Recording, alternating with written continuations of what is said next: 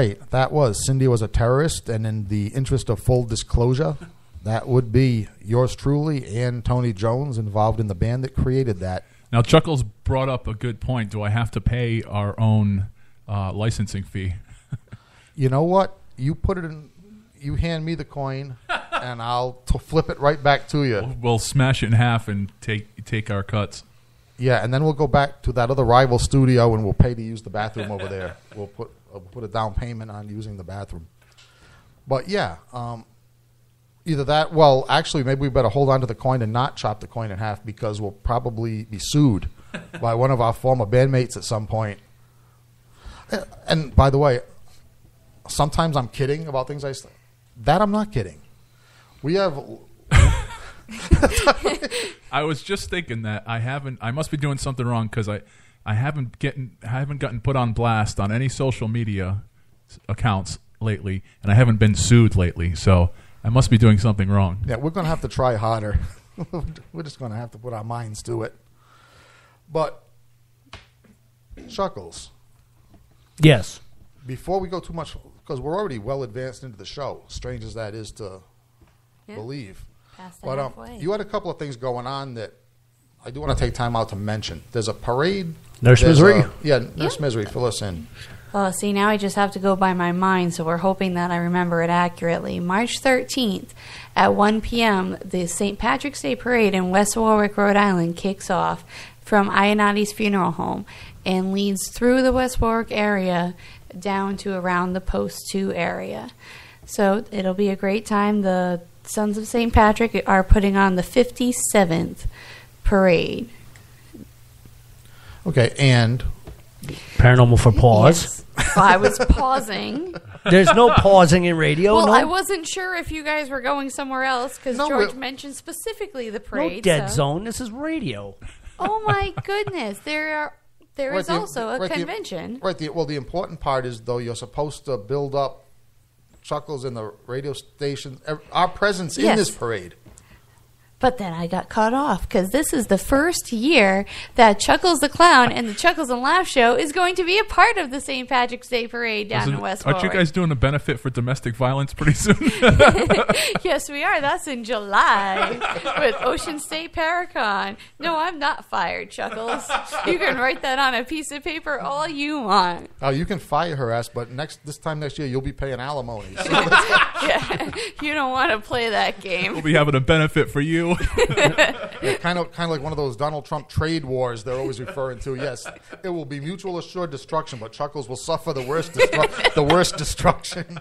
That would be a very bad destruction. We don't want that. You can't get blood out of a stone. You can hit me with it all you want. Smash a stone to pieces. Yeah, you can. Yes, keep in mind there is soon going to be a close relative of yours walking this earth. Oh, it'll be like the fifth one so far. Right, but this one I'm admitting to. Right, but you just don't want to alienate this woman next to you right now because. Oh yes, I do. Should you be out of the house? She might raise this child to do violence to you. Oh, I'm definitely.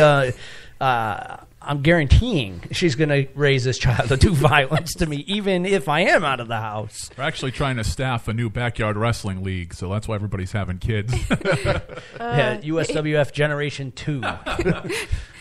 Let's see how many injuries this creates. So, along with the parade, we also have, on April 30th, we will be a part of Paranormal for a Pause, which the website is paranormalforapause.com. It's a great benefit that is helping a local animal shelter in Massachusetts. And who doesn't like animals? Exactly. Seriously. Help the puppies. And not those puppies. All puppies are important. Well, it depends. Well, I like to think all animals are important. Yeah, exactly. Why is it when they talk about animal rights and they talk about benefiting animals and they talk about humane treatment of animals, why do they always show these cute little puppies and these cute little cats and things like that? Lizards need love too. Yeah, lizards, centipedes, tarantulas, freaking horses, octopuses. Yeah. Oh, one of the worst things I've ever seen. Anteaters. This is horror cabaret, so the haunted cabaret. So you guys know what I'm talking about. That video of the guy jumping off the boat with the club to the seal. That's not funny. I want to hang purposely out avoided that in a video. snow pile and wait for that guy to jump out and hit him with a flipping club and skin his ass and sell it to someone. Maybe hamstring him Oh yeah, and let him lie out on the ice for polar bears. Oof. Yeah, That'd be pretty brutal. Horny polar bears. a bunch of polar bears wait for him to jump off the boat. Actually horny elephant seals. Oh, that's even worse. I mean, I was always raised, if you're going to kill something, you kill it to eat it. Yeah, I if mean, you're not and gonna- it's like people have taken this way too far with this one right here, and I agree with how there's now federal. You will do serious time for animal abuse now. Yeah. And it should be so. And that should go for the son of a bitches that speed up their cars to run over people's cats or freaking raccoons because they're in the street. Come on, man. I mean, I understand if you're on 95 going 100 miles an hour. Yeah, Yeah, you braking's can't going to weave kill out of the yourself. way.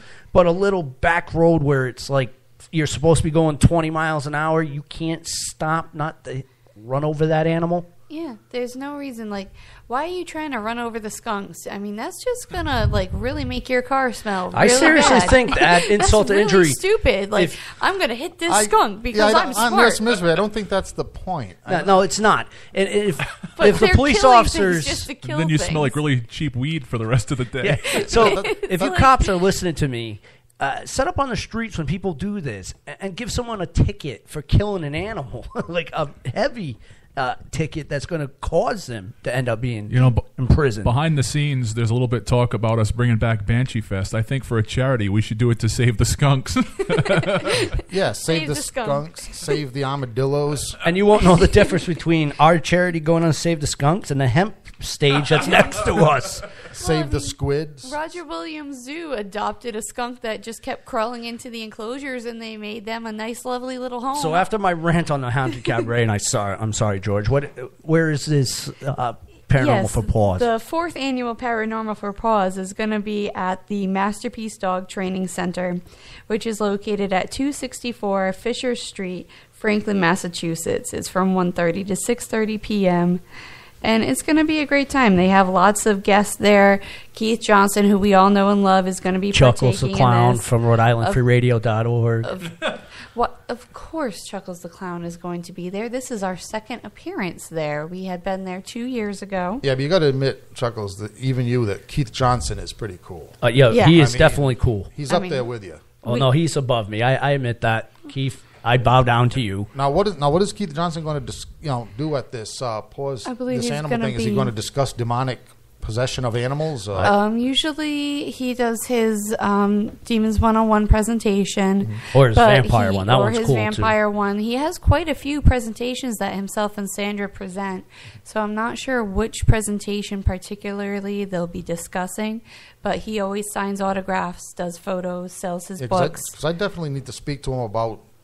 Well, animals can be possessed just like people. Oh, yeah, they Oh, can. yeah. Absolutely, because I used to have this iguana that I believe was possessed. That always tried to kill me. Now, was it a male or a female? That was a male iguana.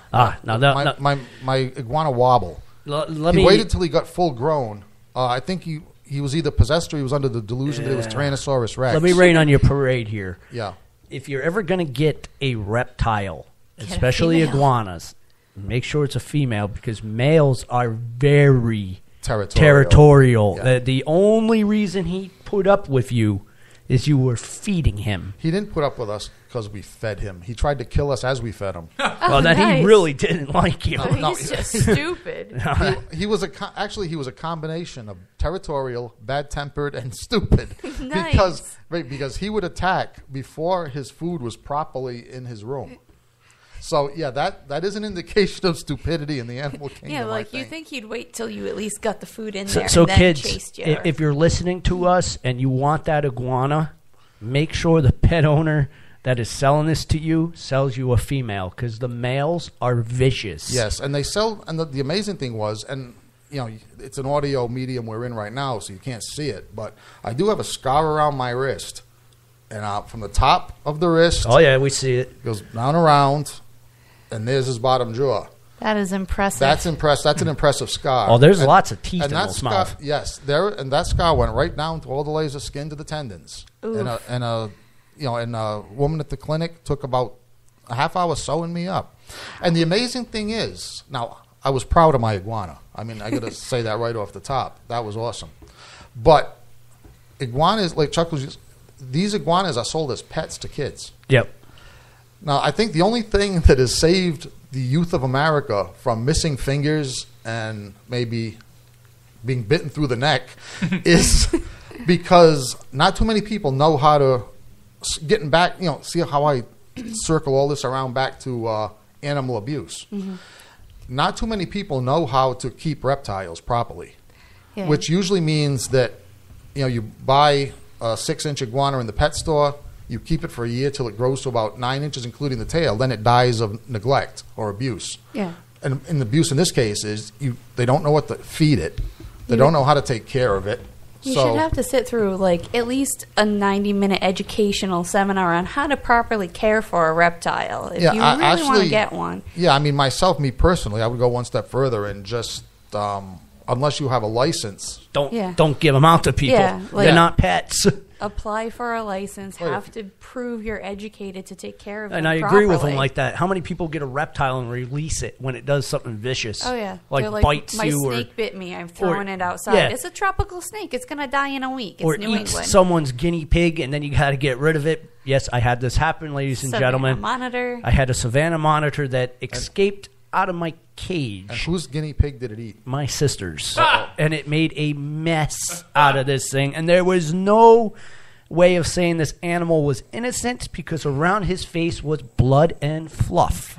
So clearly he was the culprit. So, of course, I had to get rid of him. Now, there was no way of saying that guinea pig died of natural causes. Naturally, yeah. He was naturally eaten by something else, by about nature. As natural as it gets, predator-wise. And I agree. These should not be pets. I mean, there's no way around it. Reptiles. Pets to uneducated No. He's right. Reptiles are not meant to be pets. There are certain animals that should and should not, and reptiles are up there. I mean, they're reptiles, maybe scorpions, tarantulas. Reptiles are near the top. Venomous spiders and insects would be up there. Yeah, and you got a point too. And there are a lot of people out there that are going to yell at me. I know who you are. Yes, if you're educated, and they should have a license or something saying, "Yeah, I can have this." Like, take a class, prove that you're worthy of because taking care of such an animal. There's a lot of responsibility. Yeah, there are a lot of folks that do take good care of their reptiles. I know a couple of them that do, but it takes a lot of money, time, and effort. It does. It's expensive. I mean, joking about the my iguana there, Wobble. I mean, that animal required a proper habitat. I had to devote a room of the house to it. Heating rock, heating lamps. Heating rock, heating lamps. And not only a mixed diet of proper tropical food, because iguana is a vegetarian, but there was an assortment of nutrients. Yeah, because they would miss it, because in the wild they would get a hold of insects and stuff along with the... Right. So, I mean, I was every day, right, I had to... It was almost like going to the drugstore to support somebody that was like diabetic or something. Yeah. The list of, chemicals that needed, the additives for the food. Mm-hmm. Yeah. I mean, it's not a simple thing. But, and just the biggest tip as far as reptile, is, as pets, if you have a baby under about 2 years old, I don't care how many drugs you use, don't buy a 30-foot python. Baby's going to be food. Babies and pythons do not go together in a small city apartment. Baby kittens, baby puppies, baby humans, anything that fits in that mouth. Right. Yeah. In an urban environment, we do not mix baby anything with 30-foot reptiles. No, it's just not unless you want to get rid of them. Ah. Yeah, if you're just trying to buy something to feed your 30-foot python, fine. And the baby's been making a lot of hell of a noise. Yeah, I mean, have you seen the pictures? There's another haunted